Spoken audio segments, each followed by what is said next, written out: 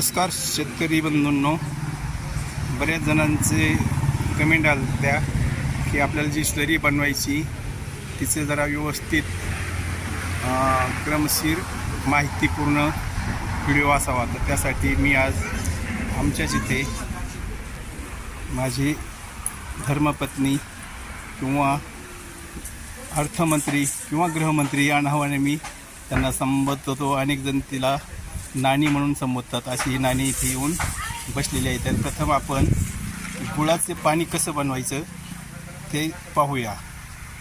थोडं स्पीड घे. शिवम, तू पाणी ओततो.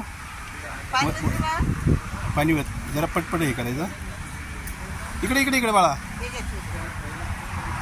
सावकाश रे, सावकाश. हां, अजून वत आणि खाली वाकून वाचायचं. खाली वाकून. शाबास, शिकला आता. बस ते ठेवून आता. त्याच्यासाठी गुळ आपण जवळ घेतलेला आहे. त्याची भांडं वेगळंच आहे. बेसन पीठ आपण जवळ घेऊन ठेवलेलं आहे. शेण जवळ घेऊन ठेवलेलं आहे. त्याला लागणारं पाणी 20 ते 25 लिटरचं. व हे तयार झाल्यानंतर एक ड्रम आपण जवळ ठेवलं, त्या ड्रममध्ये ओतून ठेवायचे. ते आपण पुढे हळूहळू पाहूया. आम्ही आता गुळवणी तयार केल्यानंतर त्यामध्ये आता बेसन पीठ ओतण्याची क्रिया चालू होत आहे. म्हणजे आधी गुळाचं पाणी करून गुळवणी करून घेतलं. त्यामध्ये हे बेसन पीठ थोडं सोडून त्याच्या पिठोळ्या मोडवतात.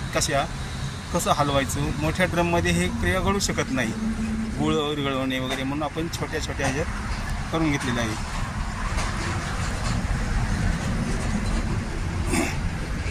संपूर्ण बेसन पीठ गुळवणीमध्ये ओतून, गुळवणी म्हणजे गुळाचं पाणी केलेली, त्यात ओतून त्याची पातळ पेस्ट तयार करण्यात येत आहे. तर आत्ता तयार केलेले गुळाच्या पाण्याची पूर्ण पेस्ट तयार होत आलेली आहे.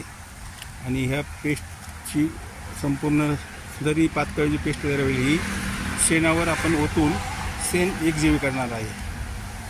आता आपण गुळवणी आणि बेसन पीठ एकत्र करून जी पेस्ट बनवली ती या शेणावर ओतायची. परंतु शेण हे गावरान गाईचे ताजे असावे. ताजे कसं ओळखायचं तर मी जरा क्लोजअप करून दाखवत आहे. थांब 1 मिनिट रे यार, ते नाही हे पहा.